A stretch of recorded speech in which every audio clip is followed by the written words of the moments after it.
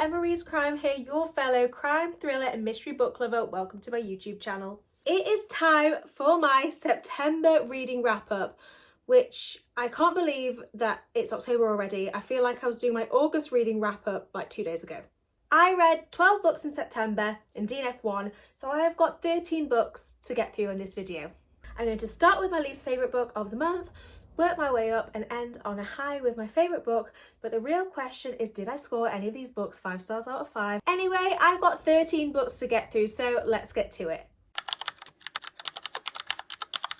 So in September, my only DNF of the month was The Impossible Fortune by Richard Osman, which is book 5 in the Thursday Murder Club series. I know what you're going to say. You're going to say, Emma, don't you hate Richard Osman and his books? The answer is yes. However, I was super lucky and I got sent an advance copy of this book. And I had FOMO and I really wanted to see what all the fuss was about, so I did go into this with an open mind. I have read book 1, but I haven't read the other books in the series. The Thursday Murder Club are at a wedding when a stranger approaches Elizabeth to tell her that his life is in grave danger. I gave this a really good shot and I DNF'd it around the 50% mark, but I just found there was too many characters, there was too much going on, and I also felt like the characters didn't behave as characters should. The writing is very basic, and don't get me wrong, I love a Frida book which is quite basically written. However, even though it was basically written, it also failed to hold my attention. It's not the book's fault, but I also don't think that these read very well as standalones. As I've only read book 1, I felt like I missed out on some backstory not having read books 2 to 4, but that is a me problem, obviously, not a book problem.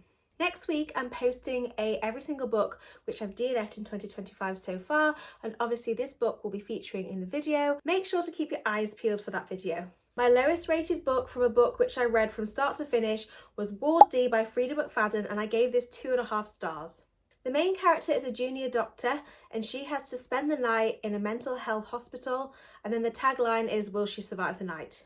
I know that Ward D is a popular fan favourite when it comes to Freida McFadden books, however, it just wasn't for me. I personally thought that the mental health representation in this book absolutely sucked.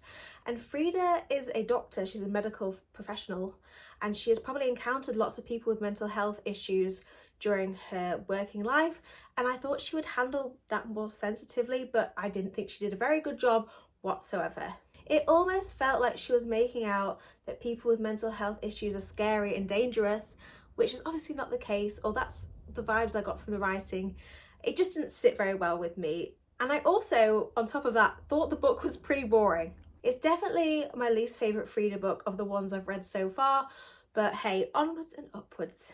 Moving on from the 2.5 stars, I gave 3 books in September 3 stars. There are 3 books in the Housemaid series so far, plus this novella, and I believe that the novella was written after book 3, but timeline-wise it fits in between books 2 and 3.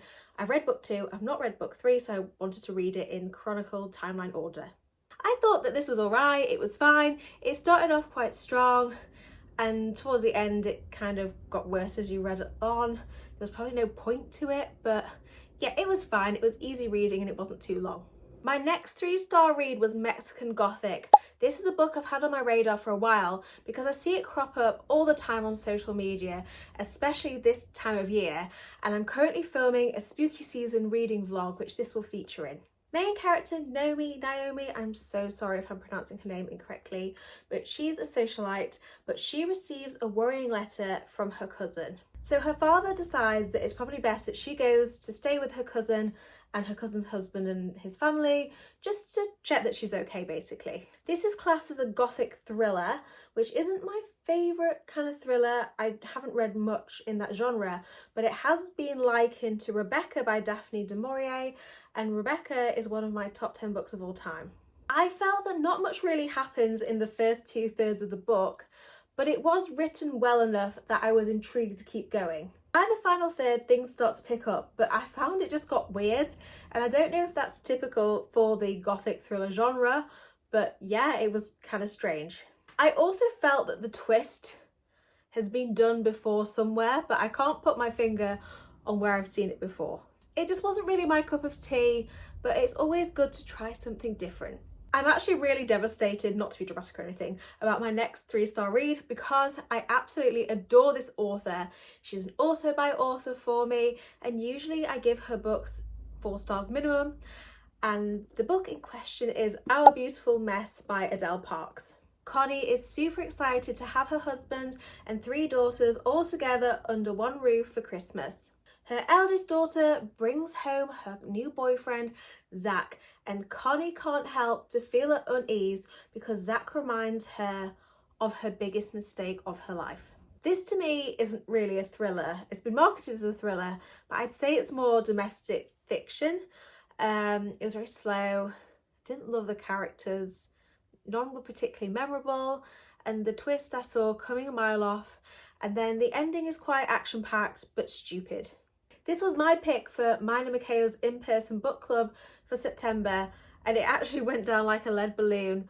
Nobody particularly liked it. Most people gave it around 3 stars as well. Chloe from book club clocked on, because she read the acknowledgements at the end, that Our Beautiful Mess actually uses characters from one of Adele Parks's previous novels, which I think was less of a thriller and more of a domestic fiction. So that kind of explains why it didn't really feel very thrillery, and maybe why I didn't connect with those characters, because maybe I should have read that book first. So yeah, I was so disappointed because usually I love her stuff, but yeah, this just didn't quite hit the spot. I had 2 3.5-star reads in September. The first one was Everyone Is Lying to You by Jo Piazza.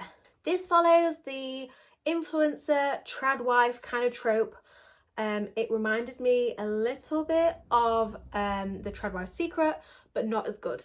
Bex and Lizzie were inseparable in college, but after college their friendship kind of drifted. They moved apart, and 15 years down the line they are leading completely different lives. Lizzie's a journalist with a husband, 2 kids, and Bex, who was quite wild at college, is now a huge influencer, and she's also basically a trad wife. Bex is attending this big influencer conference called Mom Bomb, and reaches out to Lizzie after years of no contact to ask her to report at Mom Bomb because Bex has some huge news.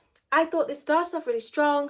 The middle was a bit slow, the ending picks up, but was maybe a bit far-fetched, but overall I thought it was alright. My next 3.5-star read is Some Choose Darkness by Charlie Donnelly. I have very recently jumped on the Charlie Donnelly bandwagon. I am now obsessed, and this is the 3rd book of his which I've read in like a month. This is book 1 of 2 in a series, and I don't know if the author is intending on continuing on with the series or if the series is done, because the 2nd book was released 5 years ago. Main character Rory is a forensic constructionist by day, but also she is trained legally, and after the passing of her father she ends up taking on one of his cases which she can't get rid of. The case is coming to an end, but basically a serial killer is being released from prison and Rory is required to orchestrate it, you know, help him get a house, keep an eye on him for the first couple of years, that sort of stuff. The actual plot of the story I loved. It was really interesting. Obviously, I love the serial killer trope. However, because it's book 1 in a series, there was just way too much backstory going on. Also, the backstory stuff going on with Rory, I've seen it done before, and personally, I think I've seen it done better. But overall, I thought this was all right. Of the 3 Charlie Donnelly books I've read, this was my least favourite. I have 4 4-star reads for September. I've been trying really hard to not give books 4 stars as often, because sometimes I feel I'm over generous with 4 stars. I'm too nice with some 3.5 stars and also a bit mean on some 4.5 stars, but generally I just had a lot of 4-star books this month.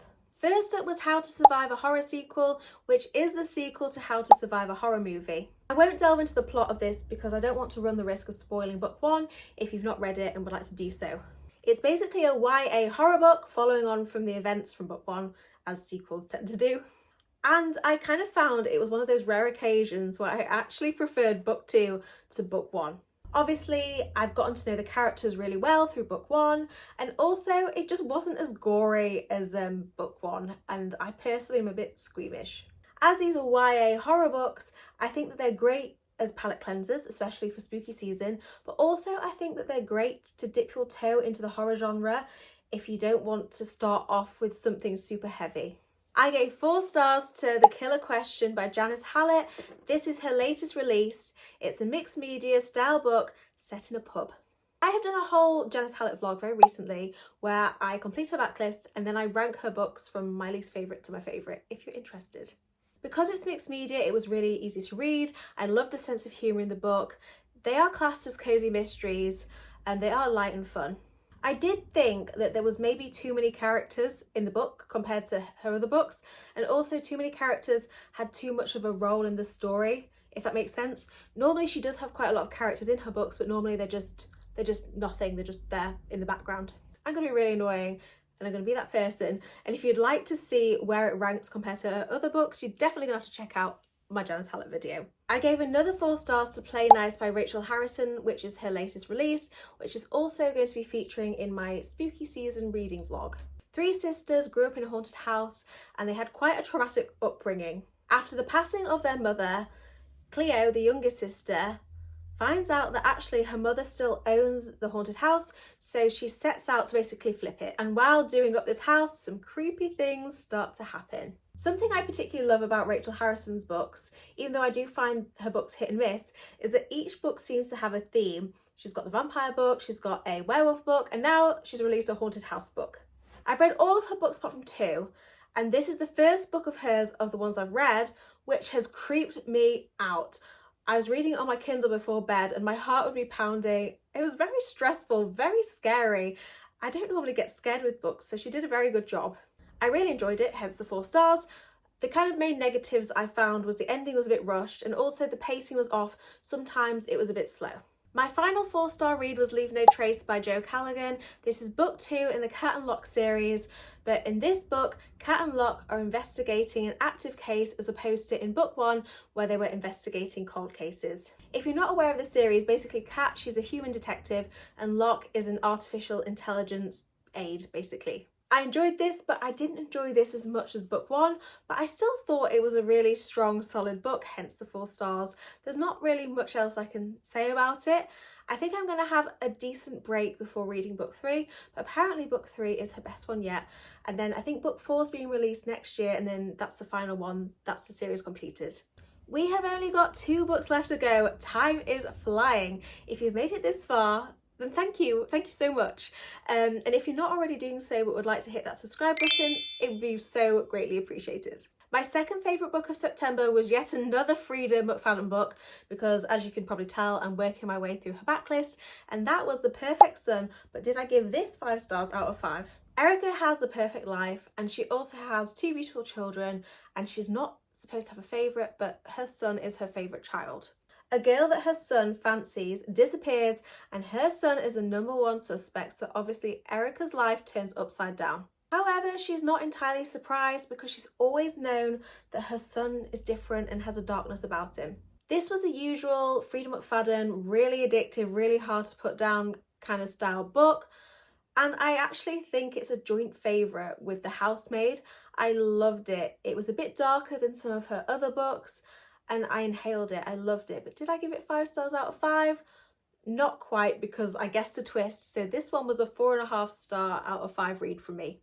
My favourite book of September was Don't Believe It by Charlie Donnelly. I got a 3-month Kindle Unlimited subscription for free, and towards the end of it, you can probably tell I alternated between Freida McFadden books and Charlie Donnelly books. Filmmaker Sydney has been responsible for exonerating 3 innocent people from jail. Her latest project follows Grace, who has spent the past 10 years in a St. Lucian prison because she was found guilty of killing her boyfriend. I could not put this down. I thought it was absolutely brilliant.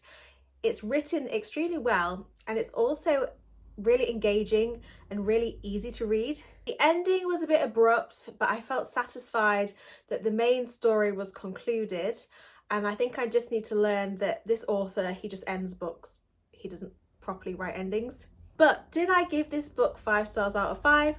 And the answer is yes, I did. This was an easy 5-star read for me, and it's my first 5-star read in about 3 months. In terms of my October TBR, I'm very terrible at planning a TBR and sticking to it, so I'm not going to go into too much detail about the books I'm planning on reading. I'm currently doing a spooky season vlog which will be out in a couple of weeks, where I obviously read some spooky books and let you know if I recommend them. So obviously my October TBR will entail a lot of spooky season style books. Books I'm currently reading, which will definitely feature in my October reading wrap up, are The Intruder by Freida McFadden, The Butcher's Daughter, I can't remember the author's names but it's here, and also The Lamb by Lucy Rose. As I said earlier, it's been about 3 months since I've read a 5-star read, so I did do a this video ends when I find a 5-star book. If you'd like to watch that, I will link the video here. Also, have you had a chance to check out my latest video, the 75 most popular thriller mystery books of the past 3 years according to Goodreads? If not, it's here. Thank you ever so much for taking your time to watch this video. As always, let me know what you think in the comments. Thank you. Bye.